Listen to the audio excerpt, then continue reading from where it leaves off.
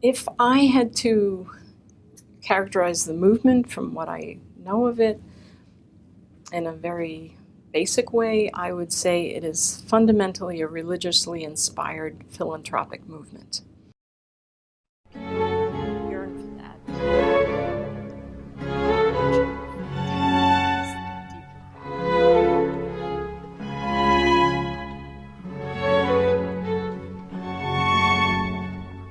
I think one of the things that drew me to this movement was the fact that in teaching,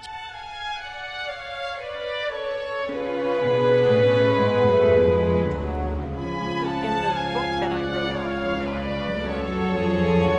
a whole chapter on the virtue of tolerance.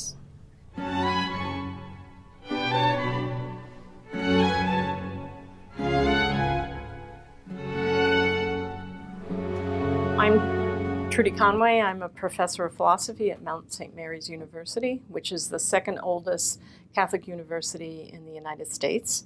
And I have been teaching at the university for approximately 35 years.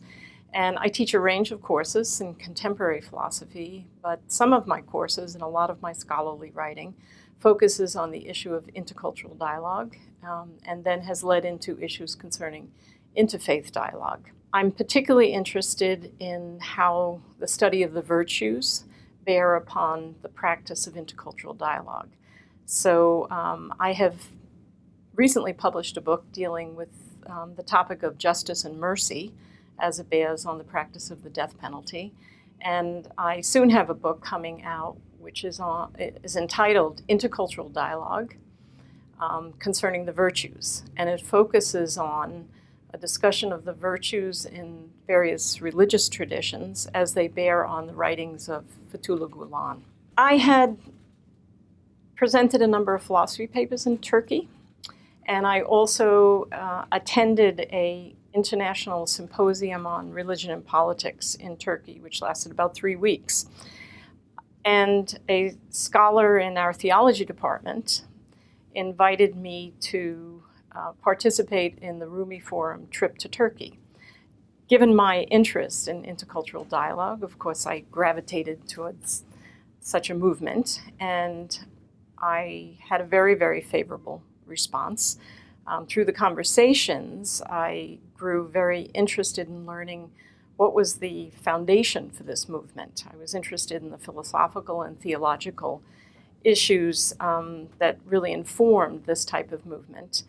And the more I learned about it through face-to-face encounters with people in the Hizmet movement, I was drawn to reading the works of Fethullah Gulen.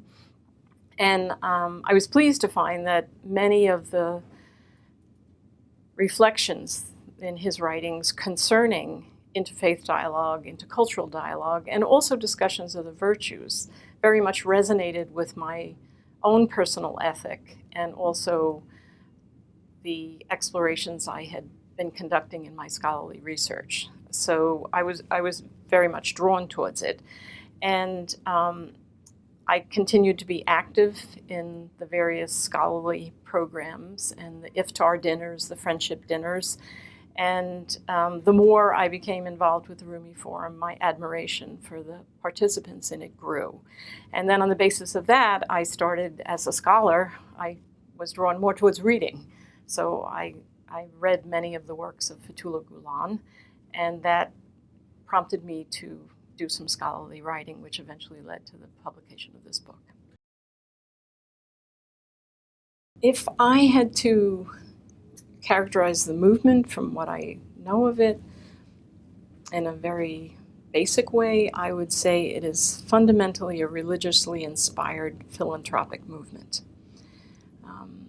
So at the heart of it is a love of humanity, which is grounded in religious beliefs.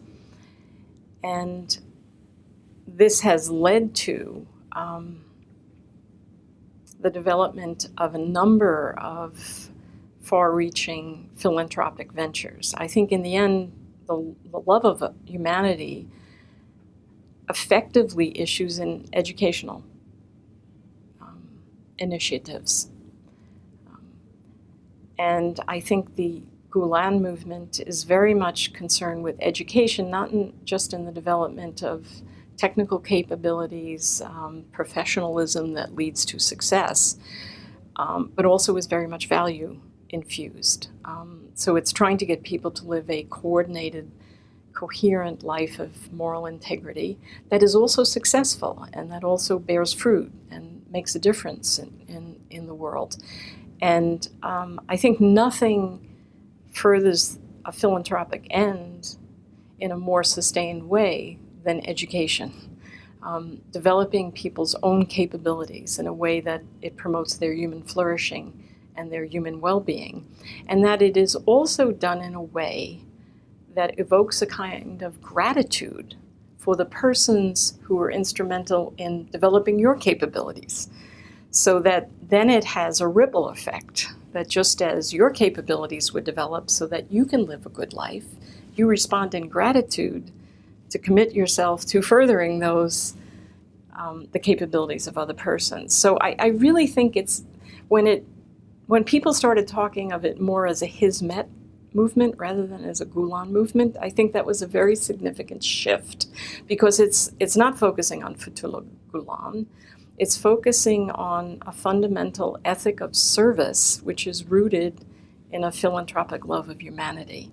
And I think why that's so important is it allows for the building of bridges with others. By focusing fundamentally on human development, human well-being, and intellectual and moral virtues, you can build bridges with other religions, you can build bridges with secular groups, any organization that is committed to the development of human capabilities and human flourishing, you have an opportunity to build bridges. So it's not ideologically driven, it doesn't emphasize aspects which divide people, but it finds a common ground in terms of an emphasis on human capability, human well-being, and living a virtuous life. And I think that's one of its greatest strengths. When I was on the Rumi Forum trip in Turkey, I noticed often some of the Americans would want to launch into very contentious issues.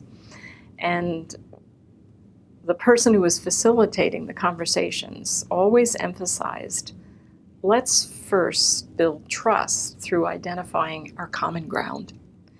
And then when we have that trust, then we can move to contentious issues, which we have to discuss, but don't start with contentious issues. So I think this is the ethos of the Hizmet movement. And I think it builds the possibility of bridges between different groups, which is very important in our contentious contemporary world.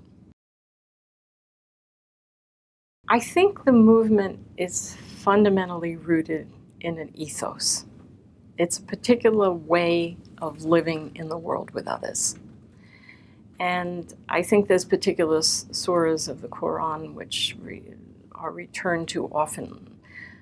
The one that says God created you in all of your diversity so that you may come to learn of one another. So I think there's particular beliefs that are very central and create this kind of ethos and then lead to a particular ethic of living and interacting with others.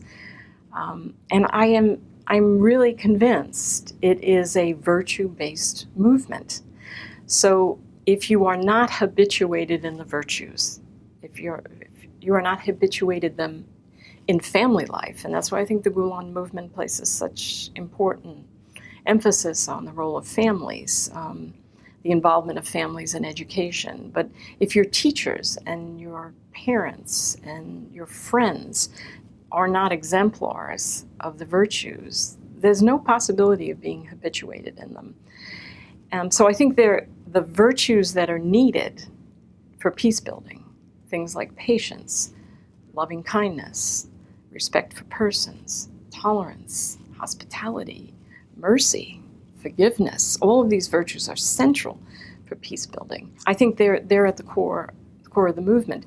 But I think also through the emphasis on dialogue, there's emphasis on face-to-face techniques which further peacemaking. And I gave an example a minute ago of always moving to identify what is common rather than what divides people. And that's a very simple insight, but gravitating towards those kind of practices really are the seeds of peace building. And I think no matter how much we have a rhetoric which espouses peace building, we do not educate young people in schools and too often in families in terms of what techniques facilitate peace building.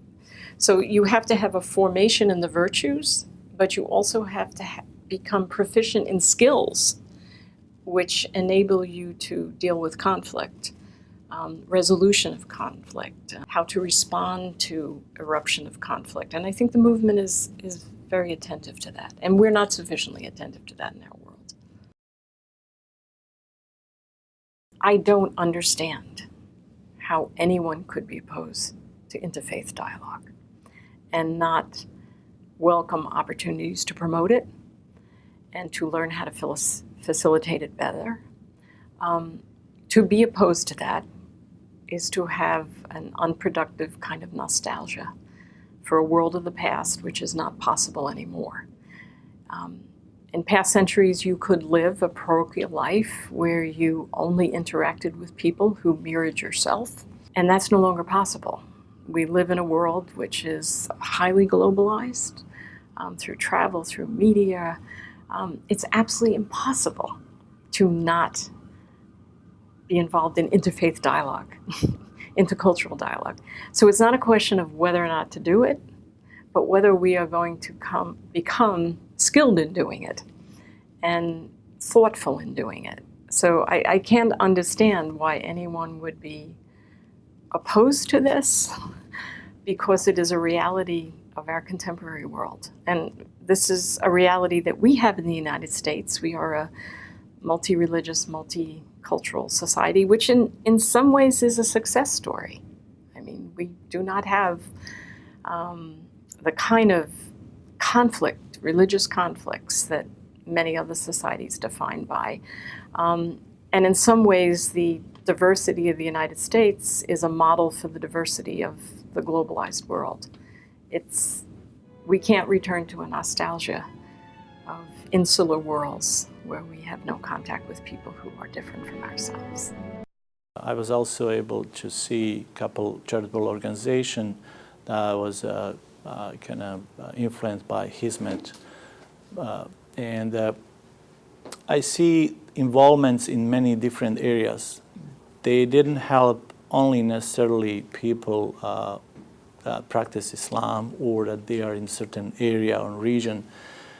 They primarily try to help humanity. I've come to understand it as really a virtue-based movement primarily.